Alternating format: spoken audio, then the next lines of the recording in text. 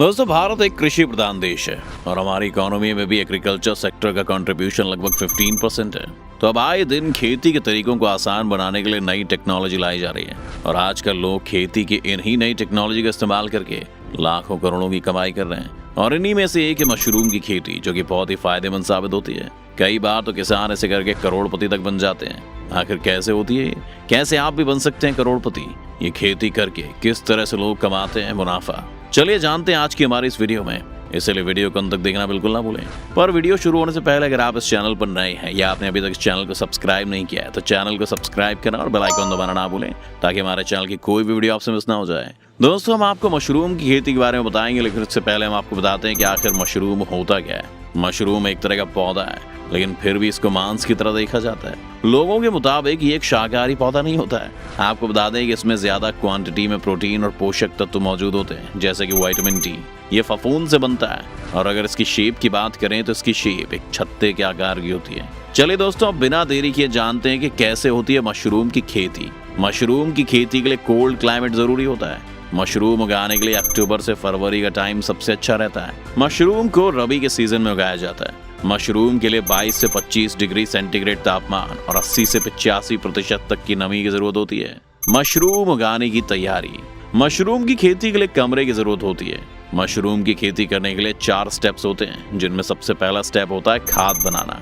इसके लिए कंपोस्ट खाद की जरूरत होती है, जिसे पहले तैयार किया जाता है। खाद को बनाने के लिए भूसे यानी कि व्हीट स्ट्रॉ की या धाने के भूसे यानी कि पैडी स्ट्रॉ का इस्तेमाल किया जाता है। इसके लिए भूसे को कीटाणु रहित यानी कि जर्म फ्री बनाना होता है, ताकि इसमें मौजूद अशुद्धियां यानी कि इम्प्योरिटीज दूर हो जाएं।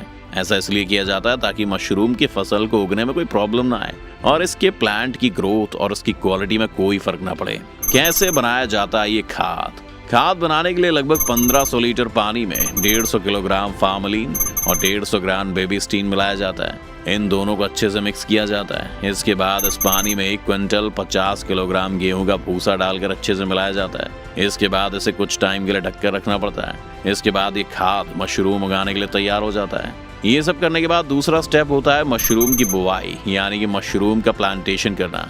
पहला स्टेप पूरा करने के बाद इस भूसे को हवा में बाहर अच्छे से फैला लिया जाता है। ऐसा इसलिए किया जाता है ताकि जो खाद में पानी है वो हवा की वजह से थोड़ा सा कम हो जाए। हवा में सुखाने के बाद खाद में से कम 50% पानी सूख जाता है। इसके बाद भूसे यानी कि खाद को बार बार पलटा जाता है ताकि ये बुवाई करने के लिए एकदम रेडी हो जाए। इसके बाद 16-18 का एक पॉलिथीन बैग लेकर इसमें परतें यानी कि लेयर्स बनाकर ही मशरूम के बीज इसमें डाले जाते हैं। वैसे दोस्तों, आपको बता दें कि मशरूम के लिए जिन बीजों का इस्तेमाल किया जाता है वो ज्यादा पुराने नहीं होने चाहिए। साथ ही बीज कंपोस्ट खाद के वजन से 2 से 2.5% होने चाहिए। 100 किलोग्राम कंपोस्ट खाद में 2 किलो बीज डाला जाता है। जैसे कि पहले भूसा रखा जाता है, फिर उसके ऊपर मशरूम के बीज रखे जाते हैं और इसी तरह से 3 से 4 लेयर्स बनाई जाती हैं। खाद की लेयर्स 2 से 3 सेंटीमीटर तक मोटी होनी चाहिए। ये परतें डालने के बाद ये बैग के नीचे दोनों कोनों में छेद कर लिया जाता है। ये छेद इसलिए किया जाता है ताकि बचा हुआ पानी निकल जाए। इसके बाद इस बैग को कसकर बांध लिया जाता है ताकि कहीं से भी हवा की कोई गुंजाइश ना बचे। नीचे किए गए 2 छेद भी सिर्फ इसलिए किए जाते हैं ताकि पानी निकल सके, लेकिन उनमें खाद की नमी बहुत जरूरी होती है, इसलिए उसे हवा से दूर रखा जाता है। इसके बीज या भूसे का रेशियो हर एक परत में बराबर होना जरूरी है। ज्यादातर मशरूम की खेती इसी तरह से की जाती है, जबकि ऑयस्टर मशरूम में मिक्स करने की तकनीक का इस्तेमाल होता है, यानी कि इसमें कोई लेयर नहीं बनाई जाती है और बस ऐसे ही भूसे और बीजों को मिक्स कर दिया जाता है। जब मशरूम का प्लांटेशन पूरा हो जाता है उसके बाद पॉलिथीन बैग में छेद कर लिए जाते हैं ताकि मशरूम के पौधे बाहर निकल सकें। इसके अलावा इन पौधों को बिल्कुल हवा नहीं लगने दी जाती है। लगभग 15 दिन तक इस फसल को हवा लगने से बचाना होता है। इस वजह से मशरूम की फसल को पूरे तरह से कमरे में बंद कर दिया जाता है। जिस कमरे में मशरूम की इस फसल को बंद किया जाता है उस कमरे की नमी यानी कि ह्यूमिडिटी का खास ध्यान रखना भी बहुत जरूरी होता है। नमी को बनाए रखने के लिए दीवारों पर पानी का छिड़काव किया जाता है। जिस कमरे में मशरूम की खेती की जाती है उस कमरे की नमी लगभग 70 डिग्री तक होनी चाहिए। साथ ही उस कमरे के टेम्परेचर पर भी काफी ध्यान दिया जाता है। आपको बता दें कि मशरूम की फसल को अच्छे से उगाने के लिए लगभग 20 से 30 डिग्री का टेम्परेचर ही ठीक रहता है। इसके अलावा जिस कमरे में मशरूम की खेती की जाती है वो कमरा ऐसा होना चाहिए जहाँ अच्छे से रोशनी आ सके, और अगर रोशनी नहीं आ पाती है तो फिर कमरे में बल्ब लगाकर रोशनी की व्यवस्था की जाती है। कमरे में मशरूम की खेती करते वक्त मशरूम को एक अलग तरीके से कमरे में रखा जाता है। मशरूम के पैकेट्स को या तो किसी लकड़ी या रस्सी की मदद से बांध कर लटका दिया जाता है, या फिर इसके लिए लकड़ी का एक पलंग तैयार किया जाता है जिसमें जाल बनाए जाते हैं और फिर उन पर पॉकेट्स को रखा जाता है। लगभग 15 दिन के बाद इस कमरे को खुला छोड़ दिया जाता है और फिर पंखे का इंतजाम कर दिया जाता है, और हवा लगने के बाद मशरूम की फसल सफेद रंग की नजर आने लगती है। लगभग 30 से 40 दिनों के अंदर मशरूम की पूरी फसल तैयार होकर कटने लायक हो जाती है। इतने दिनों के बाद आसानी से इसमें फल दिखने लग जाता है। आपको बता दें कि मशरूम की फसल की कटाई के लिए किसी तरह के टूल का इस्तेमाल नहीं किया जाता है, बल्कि इन्हें हाथ से ही तोड़ दिया जाता है, क्योंकि इससे मशरूम में इन्फेक्शन होने का खतरा बना रहता है। बस दोस्तों, फसल को हाथ से तोड़कर ही ये मार्केट में बेचने लायक हो जाती हैं। मशरूम तोड़ने के बाद जब तक इनको बाजार में नहीं बेचा जाता तब तक इनको ठंडी जगह में रखा जाता है। मशरूम को स्टोर करने के लिए इसे 5 से 8 सेंटीग्रेड के टेम्परेचर पर रखा जाता है। ज्यादा दिनों तक मशरूम को रखने के लिए इसको नमक के घोल में भी रखा जाता है और फिर कुछ समय बाद इसे बेच दिया जाता है। मशरूम का इस्तेमाल कहाँ किया जाता है? मशरूम की मांग कई जगहों पर होती है। इसको अक्सर होटल्स में और दवाएं बनाने वाली कंपनियां ज्यादा यूज करती हैं। मशरूम का ज्यादातर इस्तेमाल चाइनीज खाने में किया जाता है। इसके अलावा इसकी मांग विदेशों में भी बहुत है। तो दोस्तों, ये थी मशरूम की खेती करने की तकनीक।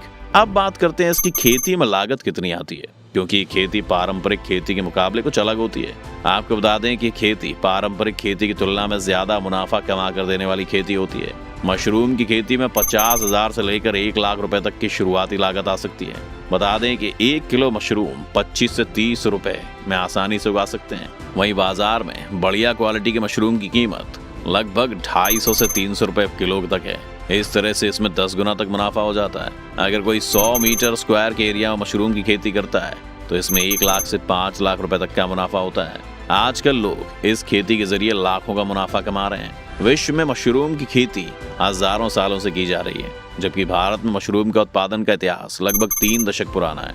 भारत में 10-12 सालों से मशरूम के उत्पादन में लगातार वृद्धि देखी जा रही है। इस समय हिमाचल प्रदेश, उत्तराखंड, पंजाब, हरियाणा, उत्तर प्रदेश, महाराष्ट्र, तमिलनाडु, कर्नाटक और तेलंगाना व्यापारिक स्तर पर मशरूम की खेती करने वाले प्रमुख उत्पादक राज्य हैं। चलिए दोस्तों, अब आपको बताते हैं कि आखिर मशरूम कितने तरह के होते हैं। एक्सपर्ट्स के मुताबिक मशरूम की लगभग 10,000 किस्में हमारी धरती पर मौजूद हैं, लेकिन अगर बिजनेस के नजरिए से देखा जाए तो मशरूम की लगभग 5 ही ऐसी किस्में हैं जिनकी खेती करके उनसे मुनाफा कमाया जा सकता है।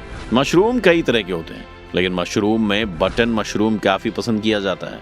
Button mushroom, paddy straw, specially mushroom, दवाओं वाली मशरूम, धिंगरी या ऑयस्टर मशरूम है। ये कुछ मशरूम ऐसी हैं जिनका सबसे ज्यादा इस्तेमाल किया जाता है। वहीं सब में से बटन मशरूम को सबसे ज्यादा पसंद किया जाता है। इसे कभी कभी मिल्की मशरूम भी कहा जाता है। तो दोस्तों, इस तरह की जाती है मशरूम की खेती। आपकी इस वीडियो को लेकर क्या राय है, हमें हमारे कमेंट सेक्शन में जरूर बताएं। तो दोस्तों, आज की वीडियो में बस इतना ही। उम्मीद है आपको आज की इस वीडियो से काफी कुछ नया सीखने को मिला होगा।